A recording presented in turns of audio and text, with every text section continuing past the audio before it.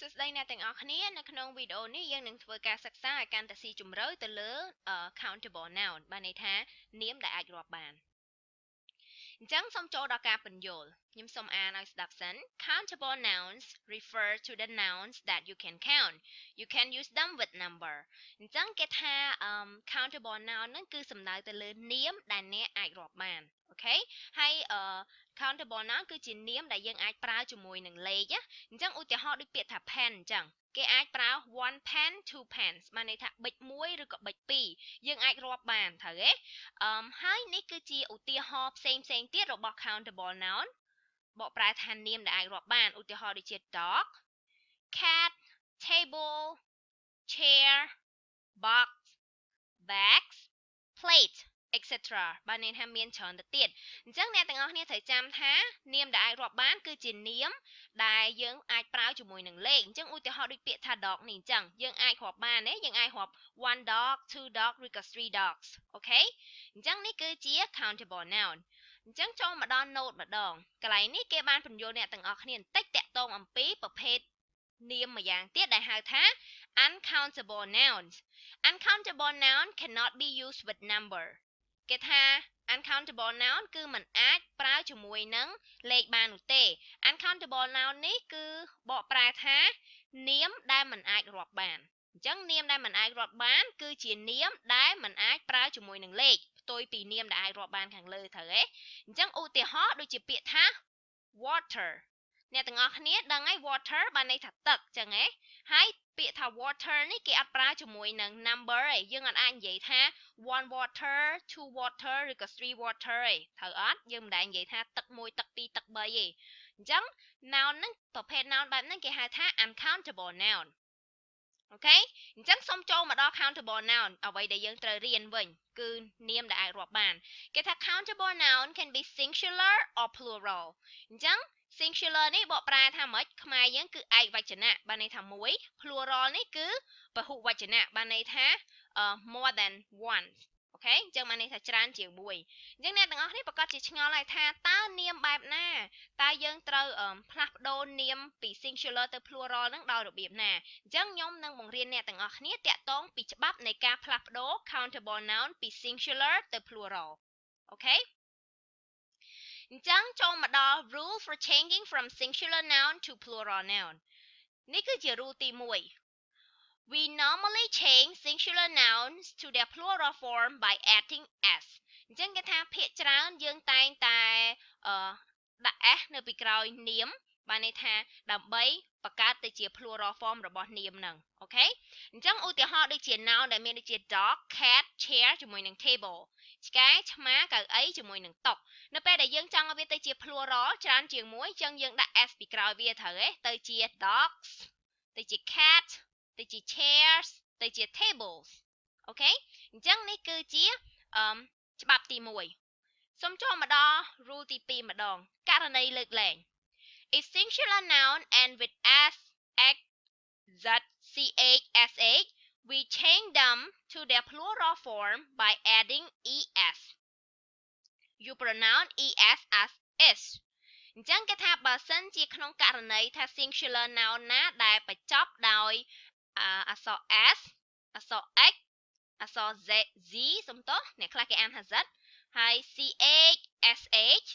យើងបដូរវាឲ្យទៅជា plural form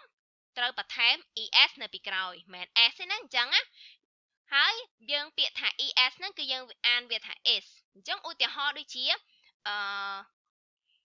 នាមទី1របស់យើងគឺពាក្យថា bus bus យើងដឹងហើយគឺជា noun មួយដែលបញ្ចប់ដោយ s ពីក្រោយត្រូវទេអញ្ចឹងកន្លែងហ្នឹងយើងអត់អាច add s មួយទៀតទេយើងបន្ថែមវាដោយដាក់ es នៅពេលដែលទៅជា plural form អញ្ចឹងនៅពេលយើងអាន es នេះគេអានថា is អញ្ចឹងទៅជា buses អូខេសូមចូលមកដល់ទី2ពាក្យថា box box យើងឃើញជា noun មួយបញ្ចប់ដោយអក្សរ x អញ្ចឹងយើងដឹងហើយខាងលើបើសិនជា noun ហ្នឹងបញ្ចប់ដោយអក្សរ x ទៅជា plural គឺយើងថែម es អញ្ចឹងទៅជា boxes អូខេចូលមកដល់ទី3 watch ជា noun ដែលបញ្ចប់ដោយអក្សរ ch អញ្ចឹងបញ្ចប់ដោយអក្សរ ch នៅពេលដែលទៅជា plural form យើងត្រូវថែម es ទៅជា watches អូខេចូលមកដល់ពាក្យទី4គឺ bus យើងឃើញ bus នេះបញ្ចប់ដោយអក្សរ z ឯ Z ឬក៏ Z ហ្នឹងអញ្ចឹងបានន័យថានៅពេលដែលទៅជាទម្រង់ plural គឺយើងថែម es អញ្ចឹងទៅជា buzzes អូខេចូលមកដល់ចុងក្រោយគេពាក្យថា wish wish នេះគឺជា noun ដែលបញ្ចប់ដោយអក្សរ sh ដូចដែលនៅខាងលើដែរបានន័យថានៅពេលដែលបញ្ចប់ sh ធ្វើឲ្យទៅជា plural form យើងត្រូវថែម es អញ្ចឹងទៅជា wishes អូខេអញ្ចឹងនេះគឺជា rule ទី2ដែលអ្នកទាំងអស់គ្នាត្រូវចាំសូមចូលមកដល់ rule មួយទៀត if singular nouns end with a consonant plus y we change them to their plural form by removing the y and add ies គេថាបើសិនជា singular noun ហ្នឹងវាបញ្ចប់ទៅដោយ consonant នេះគឺបកប្រែថាព្យញ្ជនៈព្យញ្ជនៈបូកជាមួយនឹង y អញ្ចឹងយើងបដូរវាឲ្យទៅជា plural form ដោយលុប y ចោលហើយថែម ies អញ្ចឹងសូមចូលមកដល់ឧទាហរណ៍តែម្ដងគឺពាក្យថា baby យើងឃើញទេ baby កន្លែងនេះគឺconsonant b គឺជា consonant ត្រូវទេហើយបញ្ចប់ដោយ y ទៀតអញ្ចឹង noun ហ្នឹងគឺបញ្ចប់ទៅដោយ consonant បូកជាមួយនឹង y អញ្ចឹងនៅពេលដែលទៅជា plural form យើងត្រូវធ្វើអីគេគឺយើងត្រូវលុប y ហើយ add ies អញ្ចឹងទៅជា babies បែបនេះអូខេអញ្ចឹងសូមចូលមកដល់ពាក្យទី2 city city យើងដឹងហើយគឺជាប្រភេទ noun មួយដែលបញ្ចប់ដោយព្យញ្ជនៈយើងឃើញថា t នេះព្យញ្ជនៈហើយបញ្ចប់ដោយ y និងកតុយដូចគ្នាអញ្ចឹងអ្វីដែលយើងត្រូវធ្វើនៅពេលដែលបង្កើតវាទៅជា plural form យើងត្រូវលុប y ចោលហើយយើងត្រូវថែម ies អញ្ចឹងទៅជា cities ចូលមកដល់ពាក្យទី3 country យើងដឹងហើយបញ្ចប់ដោយអក្សរ r ដែលជា consonant ព្យញ្ជនៈហើយបញ្ចប់ដោយ y ដូចគ្នាអញ្ចឹងសូមលុប y ហើយថែម ies នៅពេលដែលបង្កើតជា plural form ទៅជា countries អូខេចូលមកដល់ពាក្យចុងក្រោយគេគឺពាក្យថា dictionary អញ្ចឹង dictionary នេះក៏ជាប្រភេទ noun ដែលបញ្ចប់ដោយ consonant បូកជាមួយនឹង y ដែរយើងឃើញ r អក្សរ r នេះគឺជា consonant ហើយនេះគឺ y អញ្ចឹងនៅពេលដែលធ្វើជា plural form យើងលុប y ចោលហើយថែម ies អញ្ចឹងទៅជា dictionaries បែបនេះអូខេអញ្ចឹងនេះគឺជាច្បាប់ទី3ដែលអ្នកទាំងអស់គ្នាត្រូវចាំអញ្ចឹងសូមចូលមកធ្វើការកត់សម្គាល់មួយសិន Some singular noun have irregular plural form អូខេគេថា singular noun ខ្លះគឺវាមាន irregular plural form បានន័យថាទម្រង់ពហុវចនៈដែលប្រែប្រួលអញ្ចឹង irregular plural form ហ្នឹងគឺម៉េចគឺបានន័យថា noun ទាំងអស់ហ្នឹងគឺជាប្រភេទ noun មួយយ៉ាងដែលពេលដែលវាបដូរទៅជា plural គេអត់ថែម s គេអត់ថែម es ឬក៏គេអត់ថែម ies ទេវាទៅជា noun មួយទៀតដែលសរសេរខុសគ្នាតែម្ដងហ្នឹងគេហៅដូច irregular plural form អញ្ចឹងសូមចូលមកមើលឧទាហរណ៍តែម្ដងដើម្បីឲ្យអ្នកទាំងអស់គ្នាស្រួលយល់អញ្ចឹងឧទាហរណ៍ពាក្យថា man man នេះគឺជា singular នៅពេលដែលទៅជា plural form របស់ man គឺ men អាចចំណែកពាក្យថា women សំទោសពាក្យថា woman woman នេះបកប្រែថាស្ត្រីគឺជា singular នៅពេលដែលទៅជា plural form គេអានថា women ឃើញខុសហ៎គឺទៅជាកន្លែងខាងនេះគេមិន a ទៅជា e វិញចូលមកដល់ពាក្យទី3គឺពាក្យថា child child នេះបានន័យថាកូនក្មេងហើយនេះគឺជា singular form ឯចំណែក plural form របស់ child គឺ children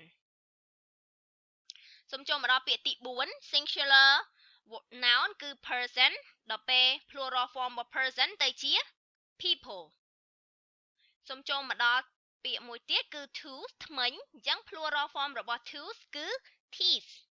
មិន tooth មាន s es ឬក៏ ies ណាទៅជា teeth អញ្ចឹងអ្នកទាំងអស់គ្នាត្រូវចាំថានៅក្នុងភាសាអង់គ្លេស noun គេហៅថា nounគេហៅថា countable noun ឬក៏នាមដែលអាចរាប់បានខ្លះហ្នឹងគឺវាមានទម្រង់ irregular plural form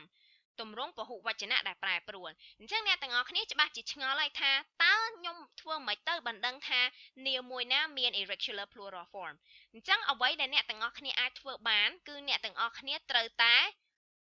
ខំប្រឹងចាំ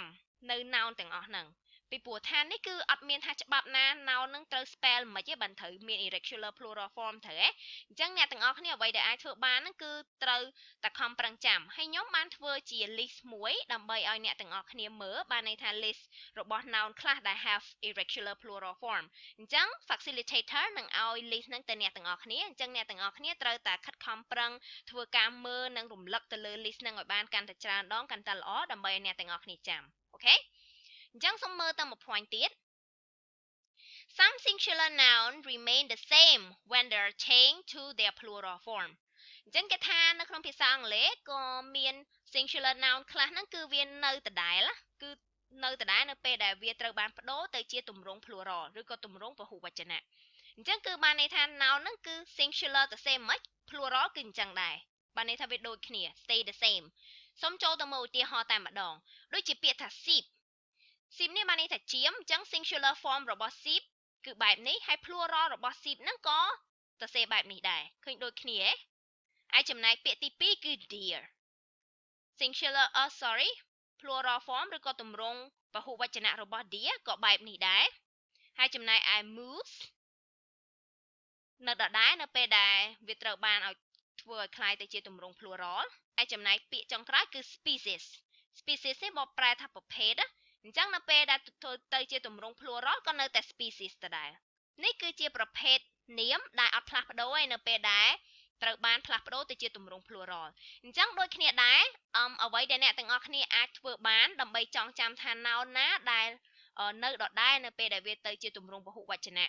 អ្វីដែលអ្នកទាំងអស់គ្នាអាចធ្វើបានគឺត្រូវតែខំប្រឹងចាំនៅ noun ទាំងអស់នោះអញ្ចឹងនៅក្នុង list ដែល facilitator ឲ្យអ្នកទាំងអស់គ្នាក៏រួមបញ្ចូលទៅនឹងnoun មួយចំនួនបែបនេះដែរដែលនៅដដែលនៅពេលដែលវាទៅជាទម្រង់ពហុវចនៈអូខេអញ្ចឹងខិតខំប្រឹងមើលกระดาษហ្នឹងទាំងអស់គ្នាហើយធ្វើការរំលឹកអាសាររំលឹកវាទៅវិញទៅមកដើម្បីឲ្យអ្នកទាំងអស់គ្នាចាំបានច្រើនអញ្ចឹងនេះគឺជាចុងបញ្ចប់នៃវីដេអូនេះហើយនៅក្នុងវីដេអូក្រោយយើងនឹងធ្វើលំហាត់អនុវត្តទៅលើ countable noun ទាំងអស់គ្នាសូមអរគុណ